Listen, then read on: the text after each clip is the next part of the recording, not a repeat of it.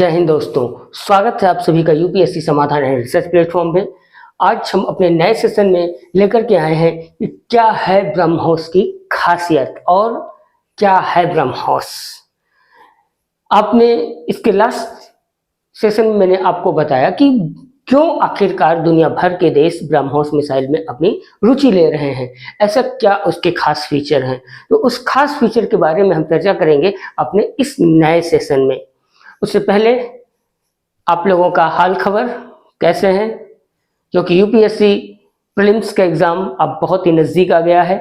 GS का session हमने start किया है आप लोगों के लिए, और इस सेशन में आगे बढ़ते हैं और समझते हैं ब्रह्मोस मिसाइल के बारे में, जो आज के समय में बहुत ही ज़्यादा इम्पोर्टेंट होती जा रही है और जो दुनिया भर में भारत की डंका को भी दिखा रही है, भारत की डंका को भी बजा रही है और यह साबित कर रही है कि अब किस प्रकार से भारत आत्मरक्षा में निर्भर हो चुका है। इसके साथ साथ वह दूसरे अन्य देशों की रक्षा करने में भी काफी सक्षम हो चुका है। आइए समझते हैं इस सेशन में इस ब्रह्मोस मिसाइल के बारे में खास। तो इसका सबसे पहला चीज जो है वो जानने के लिए क्या है, दागो और भूल जाओ। ये एक ऐसी मिसाइल है जिसको दागा और भूल गया। क्यों? क्योंकि बिल्कुल निश्चिंत कर देती है दागने वाले को कि अब ये जहां भी जाएगी अपने लक्ष्य को भेद करके ही आएगी। ये इसका सबसे खास फीचर है, और ये खास फीचर ये है क्या कि सटीकता, ये अपने लक्ष्य को भेदने में बहुत ही माहिर है। दूसरी बात ये कि इसकी जो खास और बात है वो ये है कि बहुमुखी प्रतिभा मतलब मल्टी टैलेंटेड मिसाइल है ये एक बार में ये इसके अंदर इतने सारे खास गुण हैं कि उन खास गुणों को देख करके जहाँ तक कि दुनिया के अन्य देश अपनी रुचि दिखाने के साथ साथ अब जो पश्चिमी एशिया के देश हैं वे भी इसमें काफी रुचि ले रहे हैं। अपने लास्ट सेशन में मैंने आपको बताया कि Brazil, Argentina, Vietnam, Indonesia, Saudi Arabia, दक्षिण अफ्रीका जैसे सहित 12 देशों ने इस मिसाइल में अपनी काफी रुचि दिखाई है। और उसके साथ साथ अब जो पश्चिमी एशियाई देश हैं वह भी अपनी रुचि काफी इसमें दिखा रहे हैं। तो क्यों वे अपनी रुचि दिखा रहे हैं, उसका कारण क्या है, उस कारण पे हम चर्चा करेंगे। तो क्या देखेंगे, सबसे पहले उसकी थोड़ा सा उस पर चर्चा करने से पूर्व हम देखेंगे कि गठन, यानी कि ये जो ब्रह्मोस एरोस्पेस है इसका गठन क्यों किया गया, यानी कि जो ब्रह्मोस मिसाइल का निर्माण करती है वह ब्रह्मो एरोस्पेस करती है।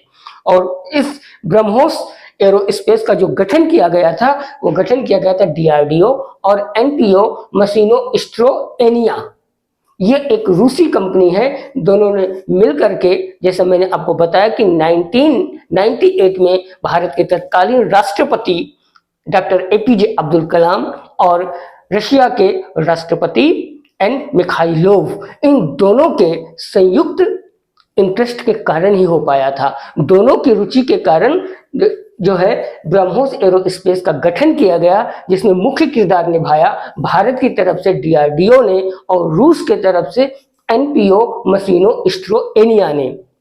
इन दोनों कंपनियों ने मिलकर के जो है ब्रह्मोस एरोस्पेस का गठन किया।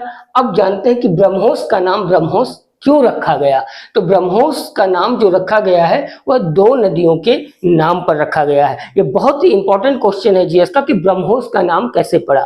तो ब्रह्मोस का जो नाम रखा गया है वो पहली नदी जो भारत की है ब्रह्मपुत्र नदी, इससे लिया गया पहला शब्द ब्रह्म, और जो है रशिया की जो नदी है मोस्कवा। तो इन दोनों नदियों के शब्दों को मिलाकर के एक नया शब्द का निर्माण किया गया ब्रह्मोस। तो अब ब्रह्मपुत्र और मोस्कवा, ये आप ध्यान रखिए कि ये 2 नदियां हैं। भारत की नदी है ब्रह्मपुत्र और रशिया की नदी है मोस्कवा। इन दोनों नदियों से मिला करके ब्रह्मोस नाम को रखा गया। इसके बाद अब इसमें जो हिस्सेदारी आती है, तो भारत की हिस्सेदारी इसमें कितनी है समझते हैं। रशिया की हिस्सेदारी कितनी है, तो भारत की जो हिस्सेदारी है वो 50.5% है और रशिया की जो हिस्सेदारी है वह 49.5% है। तो इस प्रकार इन दोनों देशों की हिस्सेदारी के साथ ब्रह्मोस मिसाइल को तैयार किया जाना शुरू किया गया। इसका पहला जो परीक्षण किया गया वो 12 जून 2001 को उड़ीसा के चांदीपुर में किया गया, यानी कि ब्रह्मोस मिसाइल का पहला परीक्षण 12 जून 2001 को उड़ीसा के चांदीपुर में किया गया। उसके बाद अब समझते हैं इसका सामरिक महत्व क्या है, यह क्यों खास होती है। तो सबसे पहली बात क्या, राडार मुक्त है, यानी कि राडार इसको कभी भी पकड़ नहीं सकता है, कितना भी राडार को यूज कर लें राडार के कभी भी ये नजर में नहीं आएगी। तो सबसे खास बात है कि यह है राडार मुक्त और इसको 2 चरणों में बनाया गया है, यानी ये 2 चरण वाली मिसाइल है। तो पहला जो है वो क्या होता है, वो ठोस प्रणोदक के साथ इसमें बूस्टर होता है और जो दूसरा चरण होता है इसमें तरल रैमजेट क्रूज से इसकी स्पीड को बढ़ा दिया जाता है, यानी कि ये 2 चरण से जो है आगे बढ़ती है। पहला चरण होता है कि ठोस प्रणोदक को लेकर के जाती है, दूसरा जो इसका स्टेप होता है वह जब इसके अंदर तरल रैमजेट क्रूज आता है तो इसे इसकी स्पीड बहुत ही ज्यादा बढ़ जाती है। अब स्पीड जो होती है क्या होती है, आम मिसाइलों की अपेक्षा ये 3 गुना ज्यादा की होती है और इसके साथ साथ जो इसकी उड़ान आप देखिए तो उड़ान 2.5 गुना ज्यादा होती है, यानी स्पीड होगी 3 गुना ज्यादा और उड़ान होगी 2.5 गुना ज्यादा। इसके बाद जो और दूसरी खास बात है, दूसरा फीचर इसका क्या है कि यह सुखोई 30 से भी लॉन्च किया जा सकता है।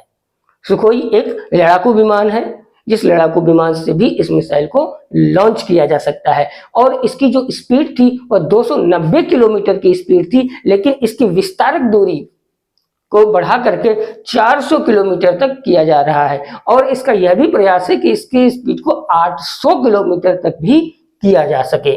ठीक है, इसके बाद अगली बात जो है इसकी जो विस्तारित दूरी का जो परीक्षण किया गया वो बंगाल की खाड़ी में युद्धपोत पर किया गया था। कौन सा युद्धपोत था वो आईएनएस विशाखापत्तनम था, यानी कि आईएनएस विशाखापत्तनम से इसका जो पहला परीक्षण किया गया, समुद्र में पहला परीक्षण। ऐसे तो इसका जो पहला परीक्षण है वो आप ध्यान रखेंगे कि 12 जून 2001 को उड़ीसा के चांदीपुर से किया गया था, लेकिन जो समुद्र तल पर जो इसका पहला परीक्षण किया गया वो लास्ट ईयर नवंबर में किया गया था आईएनएस विशाखापत्तनम से। अब इसकी खास बात यही तो है कि हवा से हवा में भी मार कर सकती है, समुद्र से भी हवा में मार कर सकती है, समुद्र से समुद्र में मार कर सकती है, भूमि से हवा में मार कर सकती है, भूमि से भूमि पर मार कर सकती है। तो ये जो इसकी बहुमुखी प्रतिभा है, यानी मल्टीटास्किंग मिसाइल है ये, और इसी कारण ये मिसाइल अपने आप में बेहद खास है जिसके लिए पूरी दुनिया काफी इंटरेस्ट ले रही है।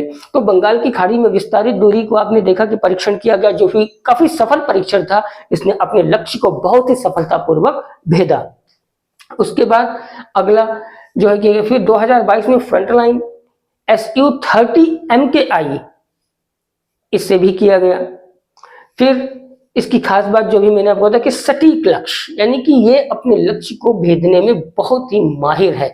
एक बार निशाना, तभी तो इसका नाम रखा गया कि दागो और भूल जाओ, यानी अब आप दागने के बाद में, फायर करने के बाद आपको टेंशन नहीं लेना है। आपने लक्ष्य सेट कर दिया, ये लक्ष्य को भेद करके ही रहेगी, इसमें कोई समझौता नहीं करती, नो कॉम्प्रोमाइज। ठीक है, इसके बाद बहुमुखी प्रतिभा जो मैंने अभी आपको बताया कि जमीन से जमीन में, जमीन से हवा में, समुद्र से समुद्र में, समुद्र से हवा में और हवा से हवा में।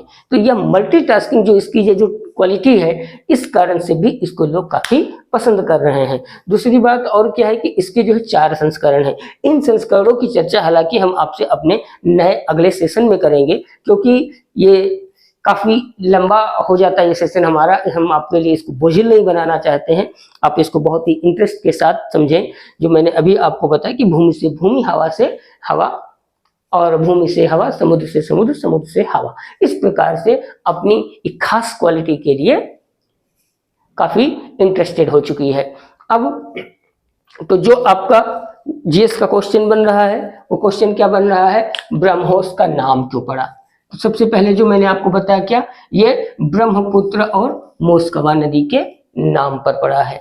ठीक, दूसरी खास बात कि ब्रह्मोस को बनाता कौन है, तो ब्रह्मोस को बनाता है ब्रह्मोस एरोस्पेस, ये बनाता है। इसका गठन किसने किया था, इसका गठन डीआरडीओ और एनपीओ मशीनो एस्ट्रो एनिया ने किया था। डीआरडीओ भारत की कंपनी हो गई, मशीनो एस्ट्रो एनिया और रशिया की कंपनी हो गई। ये आपको ध्यान रखने की जरूरत है। इसमें अगला क्वेश्चन जो आपका पुट हो सकता है कि भारत की हिस्सेदारी कितनी है और रशिया की हिस्सेदारी कितनी है, ये 2 अलग अलग क्वेश्चन है। उसके बाद इसका पहला परीक्षण कब किया गया, तो ये आपके लिए भी इंपॉर्टेंट क्वेश्चन बनता है कि 12 जून 2001 में किया गया। कहां से किया गया, तो चांदीपुर उड़ीसा से किया गया। ये भी आपके लिए एक इंपॉर्टेंट क्वेश्चन बनता है। खास बात जो मैंने आपको बताया कि इसकी खास बात क्या है, इसकी खास बात जो है वो ये है।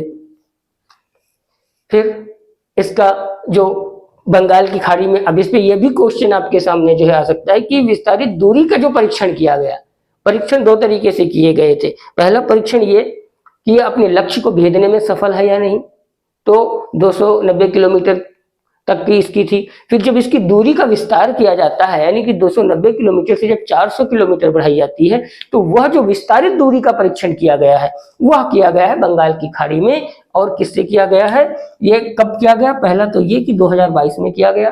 किससे किया गया, तो ये किया गया frontline Su-30 MKI, frontline Su-30 MKI विमान से किया गया। उसके बाद समुद्र में जब इसका किया गया परीक्षण, तो किस पे किया गया, INS विशाखापत्तनम से किया गया। और खास बात ये आपके सामने जो मैंने आपको बताया, इसको सुखोई 30 से भी लॉन्च किया जा सकता है, ये इसकी दूसरी खास बात है। अब ये कितने चरणों में काम करने वाली मिसाइल है, तो यह भी आप जान लें, अगला क्वेश्चन 2 चरणों में काम करने वाली मिसाइल है ये। तो इस प्रकार से 5-7 क्वेश्चन आपके जीएस के लिए यहाँ से बनते हैं। और ये इसके टाइटल जो है दाबो और भूल जाओ किस मिसाइल के लिए कहा जाता है, किस मिसाइल का स्लोगन है, तो ये आपको ध्यान रखना है कि ब्रह्मोस मिसाइल के लिए इस वाक्य को प्रयोग किया जाता है। ये ब्रह्मोस मिसाइल का सूत्र वाक्य है कि दाबो और भूल जाओ। तो इस प्रकार हम इस सेशन को यहीं पर विराम दे रहे हैं और आगे इसके जो 4 संस्करण हैं उन चारों संस्करणों पर हम आपसे चर्चा करेंगे अगले सेशन में। फिलहाल आशा करता हूं आप लोगों को यह सेशन काफी समझ में आया होगा। जीएस की हमारी दूसरी क्लास है और अब जीएस की क्लास लगातार आपके लिए चलती रहेगी, प्लस आपकी एनसीईआरटी सीरीज जो भी हिस्ट्री का चलता आ रहा है वह अभी खत्म नहीं हुआ है, वह भी जारी रहेगा। तो आप आशा करते हैं मन लगा करके आप इसकी तैयारी कीजिए। यूपीएससी प्रीलिम्स की परीक्षा बहुत ही नजदीक आ गई है, अब ज्यादा समय नहीं बचा है, तो आप व्यस्त रहें, मस्त रहें और अपनी तैयारी करते रहें पूरे कॉन्फिडेंस के साथ। फिर मिलते हैं अगले सेशन में। जय हिंद दोस्तों।